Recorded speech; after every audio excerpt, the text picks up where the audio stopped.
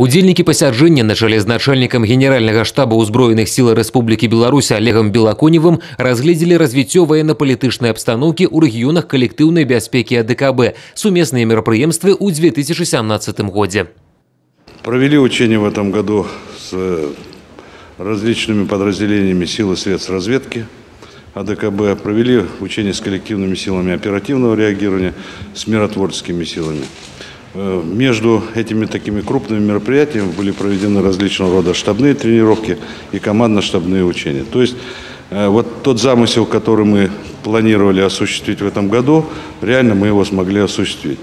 Мы вышли на новый, более качественный уровень проведения совместных мероприятий, которые проводятся по единому плану. И также рассмотрены вопросы формирования центров кризисного реагирования, которые с 1 сентября уже приступили к работе во всех странах членов договора коллективной безопасности.